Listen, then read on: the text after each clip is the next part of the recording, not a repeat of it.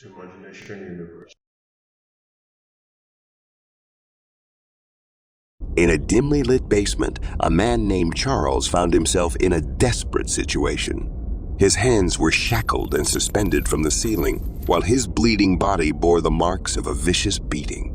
Charles, who had been held captive for 2 harrowing days, had given up on screaming for help, as it had proven futile. As he glanced at his reflection in a shattered mirror nearby, he couldn't help but feel a cruel mockery in the captor's twisted gesture. Overwhelmed by a wave of despair, Charles began to sob, his mind drifting to the memories of his achievements as a billionaire and renowned tech guru.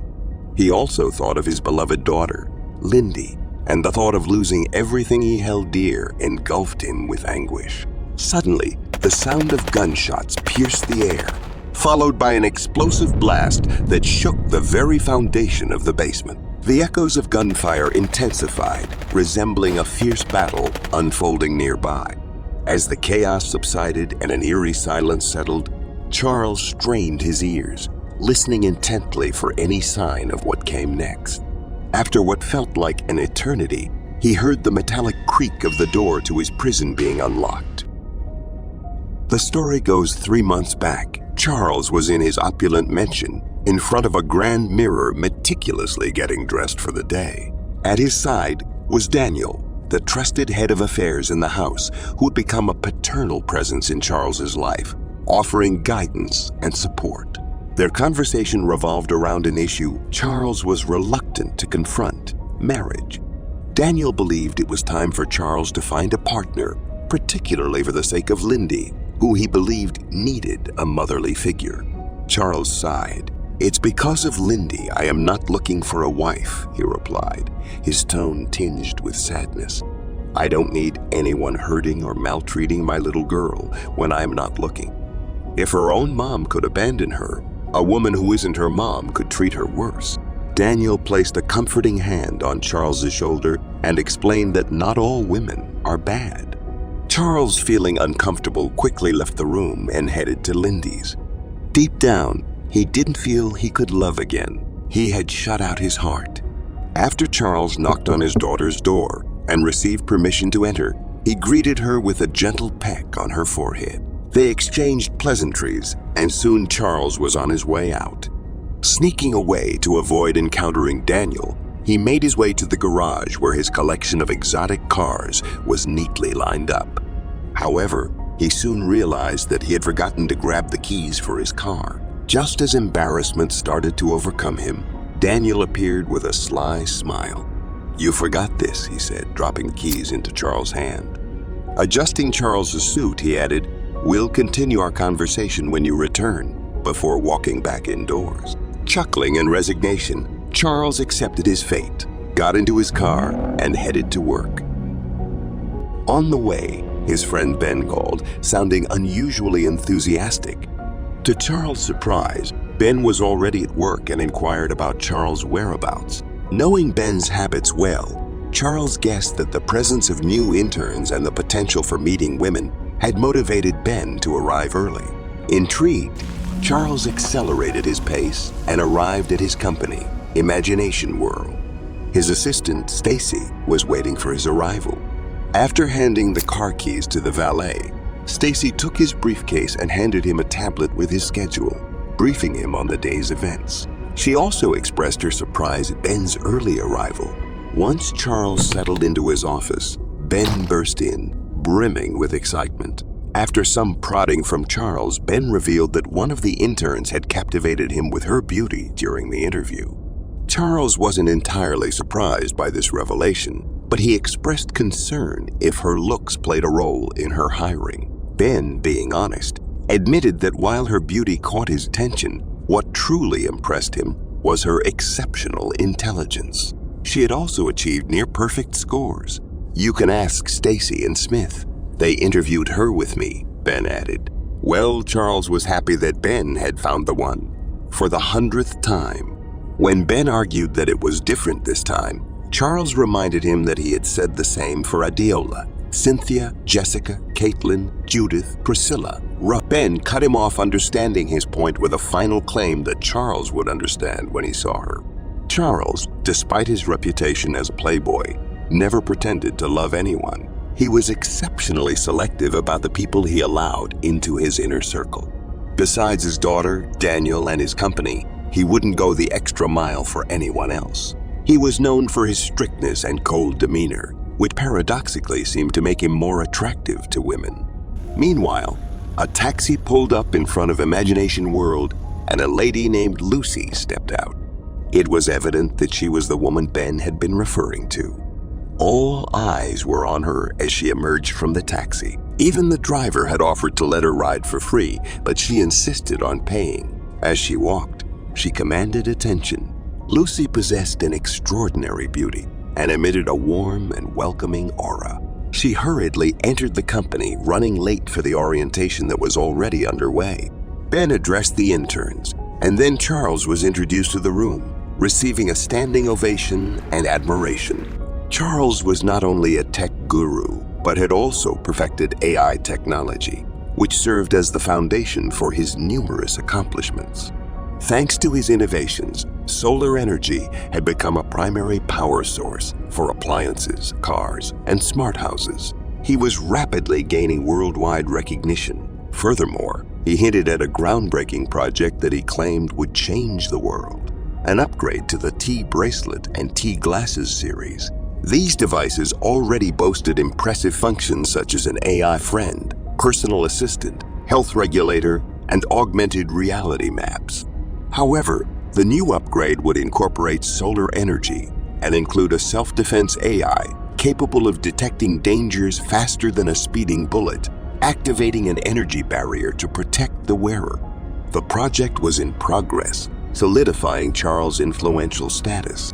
After the orientation, Charles left with Stacy, his assistant, to attend external meetings and interviews. Meanwhile, the interns were guided to their respective offices. Lucy, in particular, began her role as an assistant to Ben's secretary, Margaret, who was nearing retirement. Lucy's infectious smile and friendly nature quickly endeared her to everyone, especially Ben. Later that evening, Lucy made her way home using public transportation, leaving behind the affluent parts of the city and venturing into the more dangerous neighborhoods. The outskirts were where she resided. As she walked past, she endured catcalls from various menacing individuals, but she paid them no mind. Entering her apartment building, Lucy greeted her neighbors cheerfully as she made her way to her room on the top floor. Upon opening the door, a small piece of paper wedged between the door and the frame fell to the ground. She picked it up, placed it back where it had been, and closed the door behind her. Instantly, the smile on her face vanished, replaced by a cold and serious expression. She removed her shoes and clothes before taking a shower. The apartment remained sparsely furnished with only a bed and a suitcase. After showering, Lucy emerged, dressed up, and retrieved a laptop from a secret compartment in her suitcase. She turned it on and initiated a secure video call. "I'm in, Baz," she reported to the person who answered the call. Baz was the leader of an assassin group known as the Shadow Syndicate. He had discovered and raised Lucy. Baz commended her and reminded her of her mission: to steal the blueprint for Imagination World's AI, pilfer Charles' wealth, and ultimately eliminate him. With a determined expression, Lucy assured Baz that she would never forget. It was a deeply personal mission for her. And so, Lucy began her employment at Imagination World. She forged a close connection with Ben, who quickly fell head over heels for her. Ben introduced Lucy to Charles, who reluctantly acknowledged her undeniable beauty. One day, as Charles arrived at work and entered the elevator, Lucy rushed in, claiming to be late. It was the first time they found themselves alone together. Charles couldn't help but notice Lucy's nervous demeanor as they rode the elevator together. Being an astute observer of people, he sensed that something was off about her, although he couldn't quite pinpoint what it was. On the other hand, Lucy was doing her best to maintain her composure. This was her opportunity to get closer to Charles and obtain the blueprints she had been assigned to steal. She attempted to act natural, engaging in small talk and even cracking a few jokes. Surprisingly, Charles found it easy to converse with Lucy. Despite normally being guarded and unapproachable, he found himself opening up to her and even laughing at her jokes. As they reached their floor, Lucy swiftly exited the elevator, leaving Charles standing alone, feeling a twinge of disappointment. He knew that allowing anyone to get close to him was risky, especially someone as captivating as Lucy. However, they continued to encounter each other more frequently. Although Charles maintained his guard, he found himself enjoying their seemingly coincidental meetings. Unbeknownst to him, these encounters were far from accidental. Lucy had managed to hack into Stacy's tablet and obtain information about Charles' schedule. One day, as Charles was leaving his office after an extended day, he noticed Lucy waiting outside for a taxi. He approached her and offered to give her a ride. Lucy initially declined with a smile, but Charles insisted. She eventually relented, and they traveled together. Ben, noticing their interaction as he emerged from the office, they shared laughter during the drive. As they approached a bus stop quite far from Lucy's destination, she asked Charles to drop her off there. Before parting ways, Charles mustered the courage to ask her on a date. Lucy agreed, and they scheduled their date for the following week. Saturday night arrived quickly, and they met at an Italian restaurant, one of Charles' favorites. Their conversation covered a wide range of topics, from music to politics, and they even exchanged stories from their childhoods. Charles revealed that he had been an orphan, losing his parents in a car crash on his birthday when he was very young. He blamed himself for the tragedy and was raised by the butler of his household, who chose to stay and raise him through school. Charles also shared how he met Lindy's mother at university, only for her to leave with a wealthier man after the birth of their daughter. Lucy, on the other hand, divulged only a partial account of her childhood, claiming to have been an orphan raised by an uncle abroad. Recalling her own childhood story reminded her of her mission, but as the days passed, their relationship continued to grow stronger. As time went on, Charles gradually let go of his fears and allowed himself to trust Lucy. He extended an invitation for her to meet Lindy, his daughter, and was amazed by her enthusiastic acceptance. This gesture made Charles reconsider his initial reservations and realize that perhaps Lucy wasn't as bad as he had feared.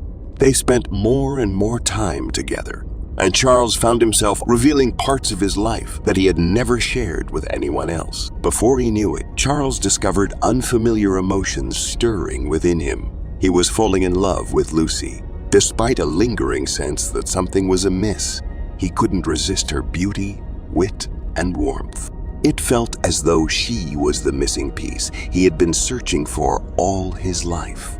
He daydreamed about a future with her constantly, envisioning a life where she was by his side.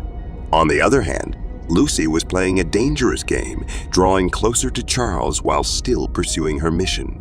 However, the more time she spent with him, the more she found herself being drawn to him as well. There was something about him that made her feel safe, causing her to momentarily consider abandoning her mission and coming clean. But she quickly snapped back to reality, reminding herself of her true objective. Meanwhile, Ben, Charles' colleague and friend, grew suspicious of the closeness between Charles and Lucy. He couldn't ignore the signs and started suspecting that there was something going on between them. Although Lucy had rejected Ben's advances multiple times, it only fueled his desire for her. Ben confronted Charles about their relationship, and Charles confessed that their encounters had initially been coincidental. However, as time passed, they started spending more time together. Ben, though not happy about the situation, was a gentleman who wouldn't fight his best friend over a girl. He felt a tinge of sadness, but was glad to see Charles opening up again. On the other hand, Baz, Lucy's boss and mentor, grew increasingly impatient. He had been planning the heist for a long time, and his anger began to simmer. He called Lucy one day to inquire about the progress, and she informed him that she was getting closer to Charles. Unable to resist, she questioned Baz about the necessity of killing Charles. After all, he wasn't the one responsible for her parents' death. Perhaps they could just take his wealth without taking his life. It was the first time Lucy had second thoughts about assassinating a target, especially one tied to her personal history. Reluctantly, she accepted Baz's orders to eliminate Charles before he perfected his AI self-defense bracelet. However, Baz, sensing Lucy's hesitations, began plotting behind the scenes. Despite the complex circumstances surrounding their relationship, Charles and Lucy shared a deep and undeniable connection that quickly spiraled into something neither of them could control. A few days later, tragedy struck at Imagination World when an employee named Mr. Timothy was involved in a fatal car accident. This incident deeply affected Charles, prompting him to contemplate the uncertainty of life and the need to seize every opportunity. It also reminded him of the urgency to complete his work on the AI energy bracelet. Lucy visited Charles' house and had the chance to meet Lindy and Daniel. Daniel was delighted that Charles had finally brought a lady home, although Lucy seemed vaguely familiar to him. He dismissed the thoughts, though. Lucy and Lindy quickly developed a rapport, bringing joy to Charles' heart. Seizing the opportunity to search the house, she requested to use the restroom. Charles' smart house, managed by the AI system LIND, Learning and Intelligent Network Device, boasted advanced security features. However, Lucy was experienced in dealing with such secure premises and managed to evade the watchful eyes of the captive cameras. She found her way into Charles' home office, hoping to uncover valuable information.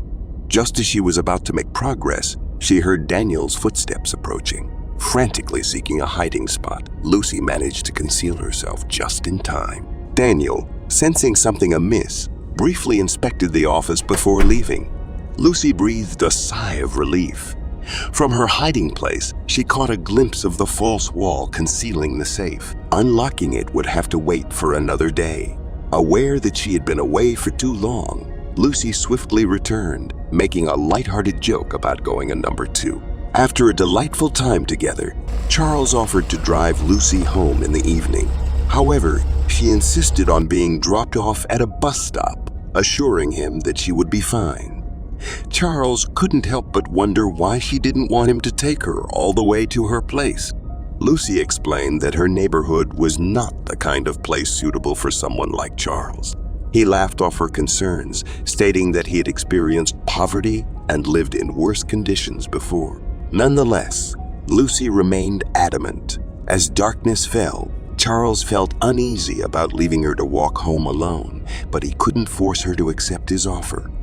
Reluctantly, he let her go, staying until she safely boarded a bus. Lucy felt deeply troubled as she walked along the dark, quiet street, lost in her thoughts, her brain and heart battling.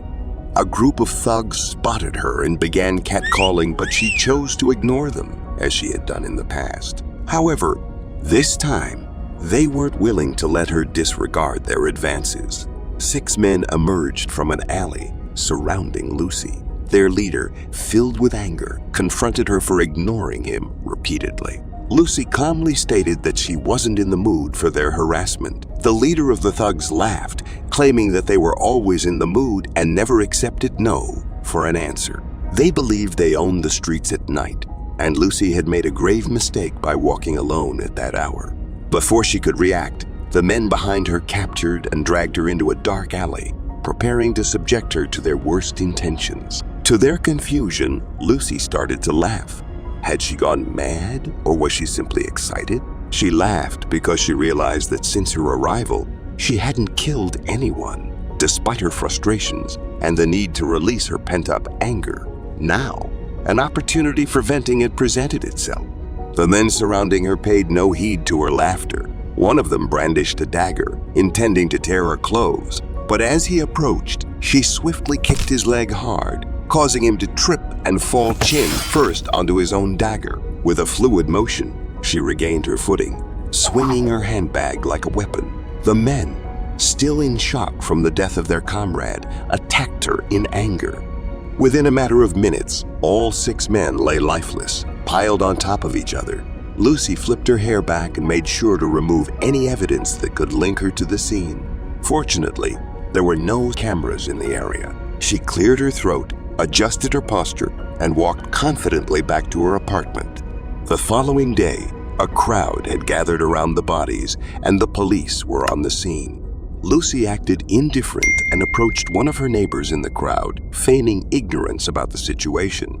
As the neighbor shared the juicy gossip, Lucy discreetly observed the detectives who were investigating the crime scene. Detective Suleiman and his partner, Detective Grace. Suleiman carefully examined the blood trails, reconstructing the sequence of events in his mind.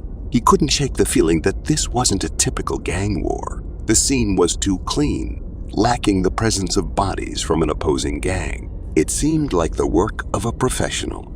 Suleiman glanced around the crowd, but Lucy had already disappeared from sight. Later at the office, Charles asked Lucy to stay behind. He had something planned for them. Confused but curious, she agreed.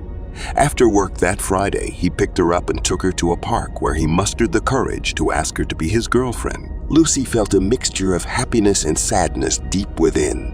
Why was she feeling this way? After all, he was just a target, right? The enemy, right? Despite her inner conflict, she said yes, and Charles kissed her passionately, reciprocating her feelings. Unbeknownst to them, their intimate moment was secretly captured by a hidden photographer. The photo was sent to Baz. The kiss seemed too genuine, and Baz felt it was time for Plan B. Charles and Lucy were so caught up in the moment that they spent the night together at a hotel Charles owned. The following day, they woke up blissfully happy in each other's arms. They continued to go on more dates, deepening their connection. At the end of one such day, Charles presented Lucy with a prototype of the unreleased AI energy bracelet as a gift, assuring her that it would protect her wherever she went. She smiled in response, wearing the bracelet and registering herself as its owner. Just as Charles and Lucy were savoring their intimate moment, Charles received a phone call that brought bad news. The lab had been broken into, and the blueprint for the AI energy bracelet had been stolen. Charles was shocked and unhappy about the situation. He quickly apologized to Lucy, explaining that they needed to leave immediately. Lucy couldn't help but feel a tinge of worry and wondered if Baz had something to do with the theft. Lucy assured Charles not to worry about her and urged him to hurry to the company. Grateful for her understanding, Charles thanked her, kissed her hurriedly, and left to deal with the crisis. Alone and in a secure location, Lucy made a call to Baz, confronting him about his involvement in the theft. Baz admitted to being behind it and revealed that he was also responsible for the employee's death a few days earlier. He had his mole replace the deceased employee. Lucy asked why he didn't trust her to accomplish the mission, but he grew angry and dismissive. His mole stole the blueprint within days of being hired. Lucy had been working there for little over 2 months with no progress. Lucy defended that her work wasn't easy. Charles wasn't an easy man to fool. He wasn't led by his penis. She needed to get access to his financial accounts, which wasn't as easy as breaking into a lab and stealing files. Baz didn't care. He emphasized the urgency of the situation, giving her a 2-week deadline before he took matters into his own hands upon his arrival in the country. Before Lucy could respond, Baz abruptly ended the call, leaving her frustrated and angry. Meanwhile, Charles hurriedly drove to the office, where the security team briefed him on the situation. They showed him a video of the thief and provided information about the individual's identity. With time running out, Charles knew they had to act swiftly to retrieve the stolen blueprint. Despite the setback, the project was nearing completion and had to be released soon. Charles became more alert and focused, determined to recover the stolen information and protect his work. Back at Charles' house, Daniel couldn't shake the feeling that Lucy looked familiar. Intrigued, he retreated to his room and retrieved an old photo album containing pictures of himself, Charles' parents, and other individuals. As he flipped through the pages, he stumbled upon a photograph of a woman who bore a striking resemblance to Lucy. Memories flooded back, and Daniel quickly made a connection. He attempted to call Charles, but when there was no answer, he decided to visit Lucy himself. The challenge was obtaining her address. Then, a realization struck him. He recalled the car Charles had used to drop Lucy off on the day of her visit. Daniel made his way to the garage, found the car, and retraced the route it had taken that day. He meticulously noted down the details, informing the workers that he would be leaving and informing Lindy that he would return shortly. With the address in hand, Daniel set off on his journey to find Lucy. It was a weekend, and so Lucy headed back home, her mind filled with thoughts on what she should do. She couldn't make a decision, feeling torn between her conflicting circumstances. As she reached her street and began walking towards her apartment, she was momentarily stopped by Detective Suleiman. He had been questioning various people regarding the recent murders that had taken place a few days ago. Lucy immediately went on high alert upon seeing him. With a friendly smile, Detective Suleiman asked Lucy if she was new to the area. He mentioned that crime was a common occurrence in that neighborhood, but he had never seen her before during his visits. Lucy responded that she was indeed new, and explained that she was a foreigner who had recently secured a job in the city. Suleiman found it odd that a foreigner would choose to live in one of the most notorious areas, rather than finding a place closer to her workplace in the city. Lucy maintained a composed demeanor, claiming that she was financially constrained and was unaware of the neighborhood's reputation at the time of moving in. Suleiman couldn't quite gauge her, which heightened his suspicion. Finally, he inquired about her whereabouts on the date and time of the murder. Lucy asserted that she would never willingly walk alone at night in such a dangerous area, unless she sought trouble, affirming that she was at home during the incident. Failing to find any evidence to incriminate her, Detective Suleiman reluctantly let her go, although he couldn't shake off his uneasiness. Lucy entered her apartment and noticed that the paper she usually wedged between the door and the door frame had fallen. It indicated that someone had opened the door. She calmly retrieved a hairpin from her bag and entered the room, feigning nonchalance. Passing by the door leading to her kitchen, on her way to her bed, someone attacked her from behind.